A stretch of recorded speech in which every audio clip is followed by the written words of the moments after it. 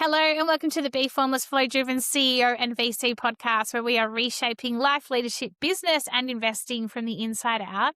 And today I am welcoming all the way from Turkey to the show, Derin Sonmez. Welcome to the show, Derin. Thank you, B. Thank you. Nice to see you again. Nice to see you too. And we were both just having a chuckle because Derin has a big shout out also to the listeners. Hello, everybody. Derin has his aircon on and I'm turning my heater off, and we were both just giggling because I'm like, no doubt you've got the aircon on and I've got the heater. Winter, summer vibes, like. Two different hemispheres, nothing to do. Totally. Yeah, it's kind of crazy, isn't it, to think that, you're in the, heading into the thick of summer and we're heading into the thick of winter. And you're currently in Turkey. However, you do live in Milan. And I just said to you, did you go to the Grand Prix? And you said, no, you were close by. It was like all over everything last week. Quite incredible, the whole Monaco Grand Prix, right? Yeah. I mean, it's 3.5 hour drive from Milan, but it was a super intense period for us because we're trying to close a deal. Okay. And it's the last stage of the deal in which your patience and mental stability is more important than the hard work. So I was like super focused on that. So yeah, good on you. Yes, good on you. No distractions. I like that. Well, let's get on into it, Derin, because you've got quite the story. And the reason I brought up the Grand Prix, I should say, is because you do have an automotive background as well. So let's start with, you're the managing partner at Aeqor Partners, and your business partner is Federico, and you started the venture back 2 years ago. So it's a very new baby, if you like.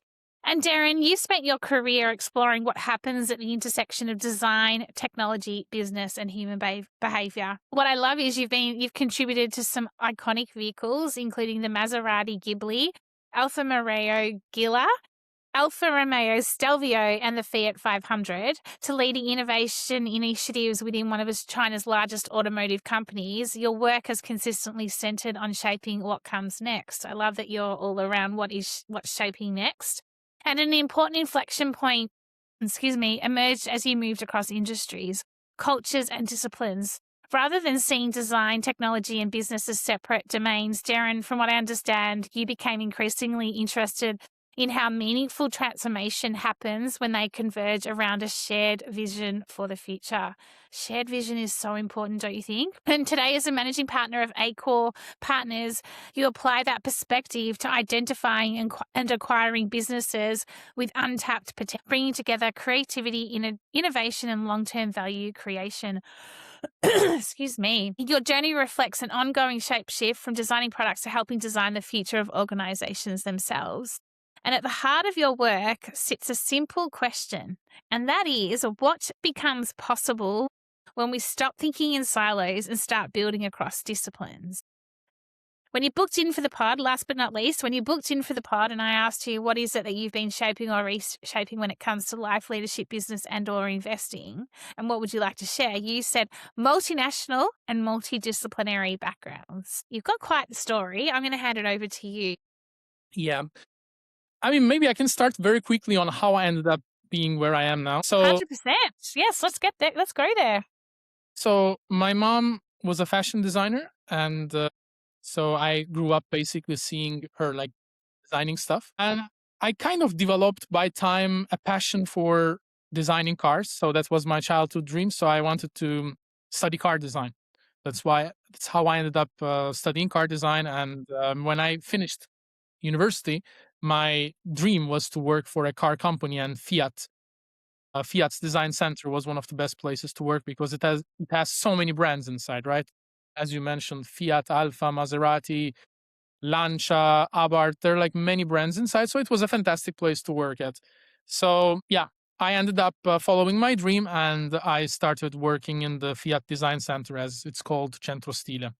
Well, by the time passed, I know that for some people, like how the story started, and it will sound a bit disappointing, but I started to notice that it's not exactly what I dreamed of, in the sense that, yes, it sounds really cool. Yes, working on these products are so cool. And seeing a car that you contributed on the street is extremely, extremely satisfying. But for me, that wasn't satisfying enough for many aspects because it was a bit too much of artistic work. Especially the exterior design of a car is a very, very artistic work. It's Yeah, more absolutely. closer, yeah, it's more close to sculpture than actually engineering or industrial design. It's really the exterior of a car is more of a sculpture work.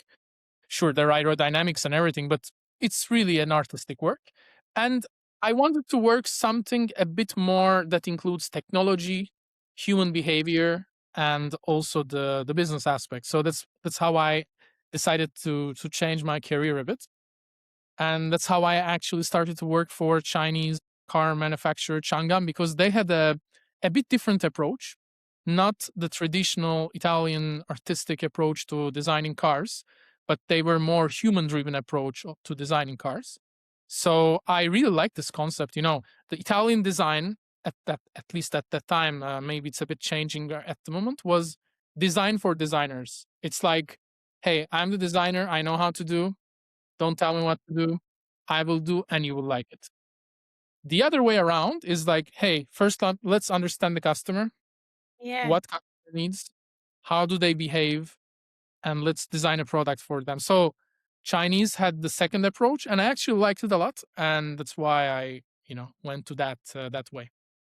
Yeah, fascinating. So you've gone from design for designers to design for humans, if you like, in terms of like customers is what you're talking about here. And quite often we can have a one way, I guess, mentality or one way of seeing things versus understanding and the two-way conversation. So then, how did that? So you've obviously then worked with a Chinese automotive company. What was the then transition into what you're doing now with Aeqor partners? Like how because you've clearly you've liked design, you've followed in your mum's footsteps in terms of you've got an eye for it and creativity and innovation and you really do need an eye for that in any form. And then you've also thought about the human component. When did the business, bit for you in terms of wanting to go into our business kick in?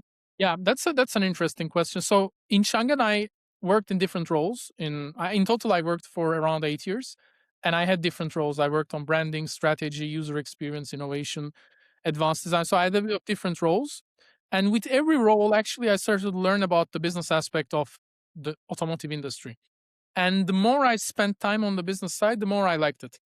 But the thing is, being coming from design background, actually, I mean, it gives you a fantastic advantage on how you approach things because you basically anything that you see, you challenge it and you try to Mm. go out of the box. This is basically the thing that they teach you from the first day till the last day when you study design. However, the downside is that if you have a design degree, you're not taken very seriously in the job market because it's not seen as a very serious subject, right? So I decided to do an MBA, and when I did my MBA, I discovered this model of search fund, which is basically people like me, MBAs, looking for a company to buy and raising money to buy the company and then operating the company after. So this is, I mean, later we can talk more in detail about the model, but I discovered this model. And that's exactly, I discovered that this is exactly the intersection that I was looking for, something that I like, something that has a huge market potential and something that I can really add value with my background. So the Mm. intersection of three things. I discovered that this is exactly the model that I was looking for. I mean, I was always interested in entrepreneurship, but the thing is, you know, if you're not coming from a highly technical background, inventing something from zero is very difficult. Even if you manage to invent, still you depend so much on outside factors. Like even if you do everything perfectly well, you still have 90% chance that it won't go well because of all the other factors out of your control. So Yeah, absolutely. that's why I really like this model to find the functioning company and buying it. That's how I ended up in that area. So is that the actual model? Like, what is the model? Like, is there some specific model that you're using that you've applied to your business, and that's how Aeqor Partners started? Like, can you explain a little bit to myself and the listeners about the model you're talking about, Sure. please? So this model is basically in which there are like one or two young, hungry entrepreneurs raise money from a group of investors to search and buy and operate a single profitable existing business. So that's very roughly the activity, right? So first step, raising money from the investors to look for a company. Second, contacting companies and trying to find a company to buy. Third, identifying the targets and analyzing it. You know, most of these companies are not like super attractive, high-tech businesses. They are sometimes very boring businesses, but they have tremendous upside potential. So this is the third step, like, analyzing and choosing the company. And then the buying the company. So doing all the process, the debt, the structuring, the share purchases, contracts, and everything. So the acquisition.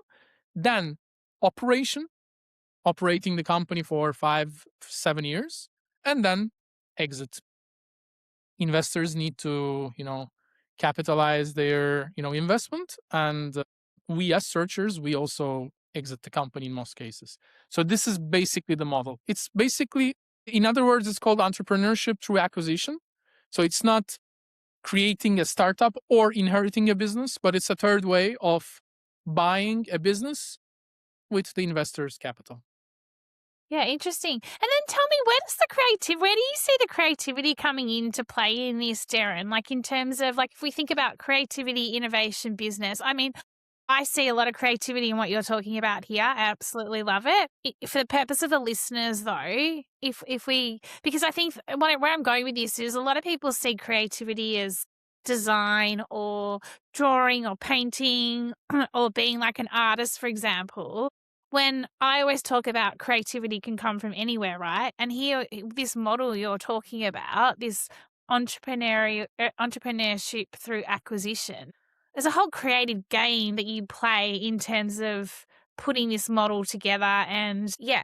Yeah, I learned in my life that creativity can be applied at any place, at any time, in any shape. Yep. But to give you a few concrete examples, I think the best example I can give is that when we look at a company, the actual shape of the company is evident. Everybody can see that, right? Whether you're creative, not creative, expert, not expert, you see a company with its numbers, with its people, with its facilities and everything. Where creativity applies at that point is that if you apply the creative process, you can imagine what it can become Yeah. in a positive or negative way, because you can see some parameters and say, hey, these things together can create a tremendous potential, or you can say, hey, these things together can create a massive risk. Creative process is basically taking, there is a process that, as I was telling before, that they teach on the day one in the university, right? So you just gather all the information possible, try to avoid early judgments, try to amplify your thinking as much as possible, and then narrow it and making a decision. So it's, design thinking, right? So, and this is applicable at any industry, but especially in what I'm doing now. So I applied that, and I will tell you one thing, actually, this is an interesting point. I learned that in these areas, like company acquisition, M&A, investments, creativity is actually more valuable to apply, because the thing is, when you're in an environment like car design, where you are working with like 100 best designers in the world, there everybody's so creative. Like the way Yeah, people, 100%. when you interact with them, when you lunch with them in lunchtime, you see how their neurons are shooting like in extremely creative directions that I was sometimes telling myself, hey, Derin, you're not that creative. Look at what these guys are imagining, like you're not there. But in this environment, when I'm speaking to a banker, for example, they sometimes tell, oh, I never thought about that option. Or when you're talking with a lawyer about a contract proposal, they're like, this actually can be an interesting idea. Yeah, we can do like that. So the creativity is more applicable, I think, in these areas. Yeah, I agree. And I think that it comes back to also like complex problem solving as well. Like ultimately creativity is problem solving, right? It's like when you think about design, it's putting something together or imagining it, and then, well, how do you put all the pieces together? Like, and so the same with what you're talking about here in terms of acquisition and the model you're talking about. You know, there's negotiation, there's the different steps that you talk about here. Culture comes into play, the human behavior comes into play as well, because, you know, when an M&A happens, you're putting two businesses generally together. So what does that look like? There's a constant shaping and reshaping, if you ask me.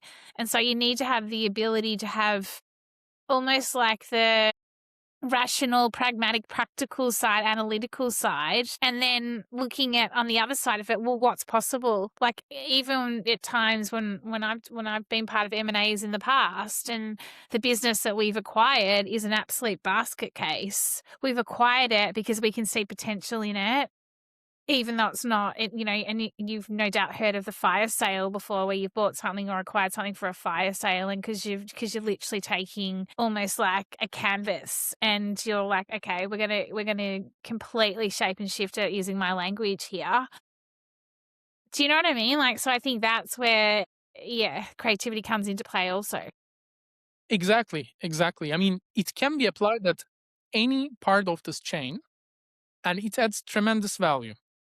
And the thing is, now with the tools, like especially tools based on generative AI, if you can manage to, use it well, that can amplify significantly the creative output. I mean, I'm using every day, mm, almost entire day, all the different tools that exist in the market. And the thing is, when you have the right process in mind, and if you can feed it with right prompts, it magnifies so much. But it's not for I mean, you need to know the process in the mind, right? You need to know what are the right questions, what are the right steps, because it's easy to jump into conclusions, and AI can really easily lead Yeah, into totally. early conclusions. So Yeah. yeah. Yeah, absolutely. Tell us a little bit about, you know, what becomes possible when we stop thinking in silos and start building across the various disciplines. Like, how do you use that, like in terms of, let's call it, you know, entrepreneurship through acquisition, and what you're doing with with yourself and Frederick at Aeqor I was about to say Aeqor Adventures, Aeqor Partners. Do you see a lot of silos, like when you go in and look at businesses? Like, do you, like, what are you seeing as part of this as well? So there's kind of two questions there. Well, in small companies, I mean, we're not a big fund, right? We're looking for companies up to 40 million enterprise value. So small, medium level enterprises. In these companies, I don't see that many silos, because in many cases, entrepreneurs, they do a lot of things, right? Which creates a bit problem that, they end up doing things that they don't know well, because, they don't want to spend money to someone else. So this creates its own problem. But the thing is, if we talk about silos, I saw the biggest silos I could ever imagine in my corporate life. Like everybody doing something different, not sharing information because they don't want to give each other political advantage. They want to keep the information for themselves, and the information is not shared, and inefficiency at its maximum. So the moment that you get out of the silos, obviously you unlock a complete different level of output. And this is Mm. only possible, I think, in very, very, very few big companies, but it's more possible in small and medium level enterprises if up to the point that the entrepreneur is capable of understanding his or her own shortcomings. Yeah. So I will give you another example from our side. So we are in this M&A acquisition world, but we're kind of new, right? Until 2 years ago, I wasn't doing that. And I mean, I just talked about my background. And my business partner, Federico, is an aerospace engineer. So he's not coming from this industry neither. The thing is, initially, when we raised the fund, some of the investors that we knocked the door, they didn't like much the backgrounds we had, because they were like, okay, you guys are not coming from this industry. Like, how are you going to learn it? You don't know how to evaluate a company. You don't know how, you never did an acquisition and stuff like that. So it's not, it wasn't very well appreciated, right? But the thing is, looking back, coming from completely, unconventional backgrounds in this industry helped us a lot. Like Federico, as an aerospace engineer, he created a software that allowed us to monitor companies probably 50 times faster than any other our competitor. Now these tools are a bit more common with AI, so now things are a bit different. But when we started 2 years ago, we were, I think, 50 times faster than any other competitor we had in Italy. So if we were both coming from investment banking background, probably that wouldn't be possible. You know, also the experience I had with branding, experience I had with Yeah. complicated stakeholder management in a corporate structure helped me a lot also to, manage the situation with the sellers. So these things, if you're able to transfer your knowledge from Great. where you're coming from, that can be a massive boost.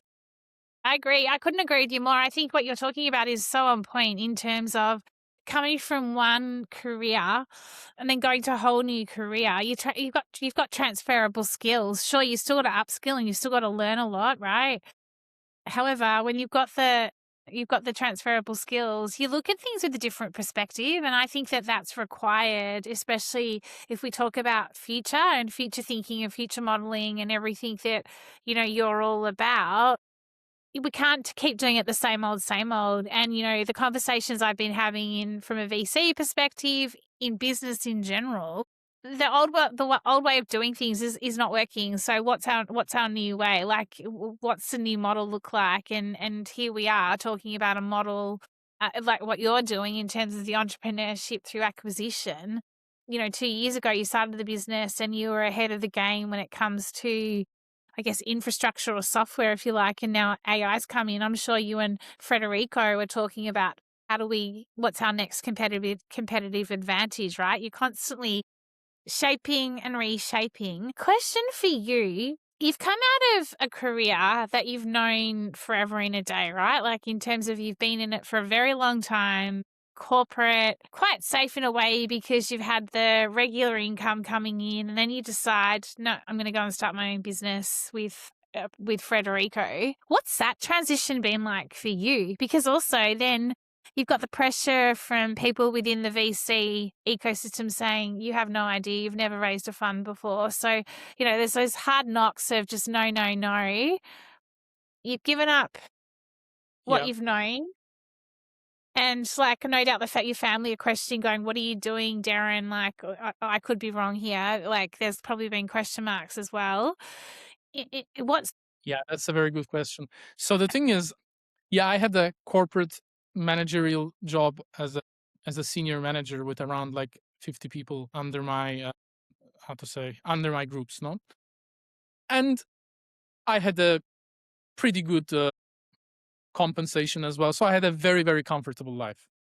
And it was extremely safe as well, as you said. And, you start to understand sometimes value of the things when you lose them, right? So, but I was so keen to pursue that. And and when I got into this path, I was 32 years old. So I knew that that was kind of, I don't want to say last, but, it starts to get difficult, right, with the age. So if I was 25, I would be like completely different. 30, 32, I was like, okay, they're in, start to move on a bit because otherwise it will become more difficult. So I took my exit in the time that I thought would be good. So I still had the courage. I still had enough, motivation and time to pursue. So on that, I was like really, really happy to do in the right moment. The obviously, for some people it's madness, especially in Europe. Europe is really based on like, safety nets, stability and everything. So for some people, this is like crazy decision, like risking everything. Yeah, What if I it heard that. work and stuff? And to be honest, sometimes I ask myself as well, hey, what if, it goes in that direction? What if it doesn't go in that one? I mean, I think we all have these thoughts. but I learned to you know focus on making it work and trust somehow the hard work, the process, and my luck. So I didn't think too much about that. Obviously, when you are doing an acquisition, and which is a long process, you have a lot of good and bad moments. You have a lot of ups and downs. And here, I think I need to mention, I think, two things that are really important, which I learned in the past 1 year, which I underestimated before. One is your business partner at that point is so important. Yeah. Many people focus on their business partner as a complementary person in terms of like hard skills. But I think the real good business partner is the person that can cover you when you are not there, can support you when you need it. So in that case, I I feel pretty lucky that Yeah, it's such a good point, isn't it? Like, because you can't always be up, and there's times where you are like having a bit of a, excuse me, a moment in terms of like I've lost exactly. my way sort of thing, and then the other partner has to jump in. It kind of just goes, it ebbs and flows, and it's like it's this constant. One's in survival, one's thriving. Sometimes you're thriving together. Sometimes you're both in survival. How do you bring the other one up? Like, it's a real dance, isn't it? Exactly. I mean, there were some moments that I was like, Fede, really, I cannot do it. I need like today, I cannot focus, please. Whatever I need to do, please, you do it. And he was always fine. And it's also the other way around. So that's the first thing. The second thing is people around you outside of the business environment, outside of your, business partner, your colleagues, also the people in your life. I think you need to choose also these people based on that, how supportive they are, how much they are willing to be patient with your way, and also how much they are willing to uplift you, in your choice. So I think these two selections are so important on going on in a life like that, because if it's in a safe corporate life, it's easy. I mean, it has its difficulties, but if you're really into your comfort, safety, and stability, going outside of corporate life is challenging. Mm. And then you talk to other like people that I've had on the pod, right? And there's like what a time to be alive and what a time to be an entrepreneur. Like just with the whole revolution that's taking place as we speak, and quite literally. And like even just the jobs that are changing and a lot of redundancies. I'm sure it's happening in Europe. It's happening here in Australia. It is what a time. It's just also that, like you say, it's that taking that calculated risk to trust the process and know that if you stay focused, if you stay committed to what you're doing, have also the ability to, if you know that something isn't working, pivot and adapt. I think that anything is possible, and you made a really good point before, and it's taken me a long time to get my head around it, and it's what you come to value or what you come to appreciate, because when you are in this safe role, for example, regular income, great salary, I look back and I just spend money like there was no tomorrow. I was just like this, like half the time I was buying stuff just to kind of emotionally fill a void because I wasn't feeling 100% fulfilled. And now as a founder in my own business, I can't just go and spend money like I used to, because every bit of money is going back into the business. You know what I mean? Like it's like, and you're smiling at me, and it's just, and I think this is something that all entrepreneurs face at some point. Yeah. So there are two. I want to say two things because I think you touched 2 points here. So one is, I think it's a fantastic time to be an entrepreneur, but I think it is also super challenging, and I cannot see what will happen in 5 years. So in the business that we're buying right now, I have no idea what will happen after like 5, 7 year time. So we just need to use this window. I don't want to make like real long-term plans, right? Because I have no clue. So we have, I think, a shorter concentration and planning span that we have, because it really doesn't Yeah. make sense to think like what will happen in 10 years. But that's, I think, pretty nice because there are a lot of opportunities. And if you can bring the pieces together, it is very, very good. The, Yeah. the the second thing, but that requires a lot of learning and adaptation, as you said. The thing related to, I think, the frugality and the being responsible. I'm lucky that my business partner, Federico, is a bit more responsible on that end compared to me. So I am a bit more, how to say, trying to maintain the balance of things, not thinking too much about the future, but, getting the maximum out of today and tomorrow, not too much about like a week or a month or a year later. Because the thing is, as we spoke before, things can change really fast. Like you can save and you can make an investment that you think will be amazing in a year time, and suddenly you see that, there is a big change that basically changed the entire perspective. So I think it is really important to be responsible, but in this hyper fast world right now, it is also important to focus in short midterm.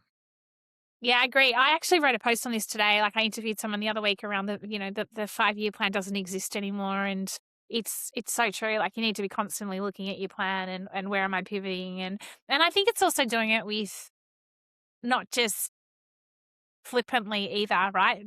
Always being strategic about it. Which takes me to two final questions for you. Acquisitions. I've done, like I said, I've done a few M&As in my career as well, and it's a bit of a ride. It's a bit of an experience in terms of talk about being non-linear. 1 minute you think you might have a deal over the line, and the next minute a curveball gets thrown into the mix, or something changes. How do you stay calm and steady, and focused when you're putting so much effort into an acquisition? You're also dealing with a lot of, like, if we come back to right back to human behavior, you're dealing with a lot of different human personalities, different human behaviors in the mix. How do you stay calm throughout this? Because you're the one leading the charge on the acquisition, if you like. Yeah. So I wish I had an answer like, meditation, I don't know, cold showers, something like that, but I don't have it. A part is my character. I'm a calm person. So that helps. That's, I think, a bit when we talk about business partnership, this is a bit the strong side of mine compared to Fede. I am usually the calm person. So I maintain my calm under like extremely stressful situations. That's, I think, one advantage I have. Second is,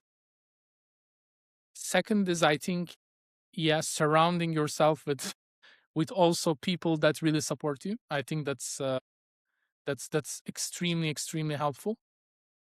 And the family, the friends, I think that's really important. And the third is, I think, being optimistic. It might sound a bit unprofessional for some people, because when I say this to some people, they're like, yeah, but that's not how it works. At the end, we need to trust a bit the process. If we do everything right, if we can do everything in our control, then sure, things outside of our control can happen. We can make mistakes.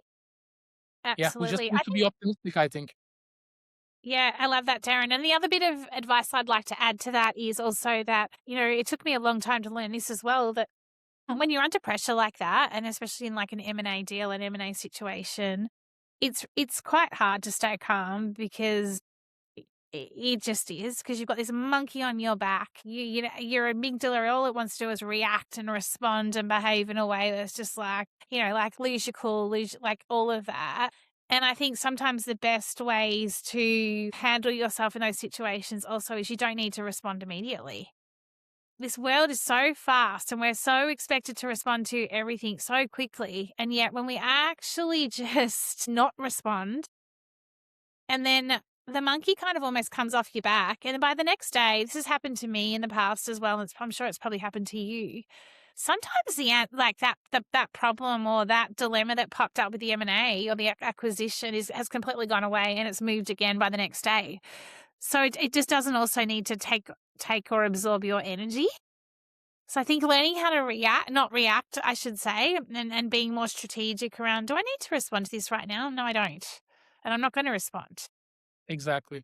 I mean, I think you touch on a fantastic point because it has several aspects inside. No, first, the in those moments you might be emotionally very loaded because you might say, "I've been working on this for a year. Like, how this person can do that?" And you can take things personally and give an emotional reaction that can ruin the other side's also like the attitude and stuff like that. So I'm always a fan of like in the tense moments putting a bit of distance to things so that things get less emotional.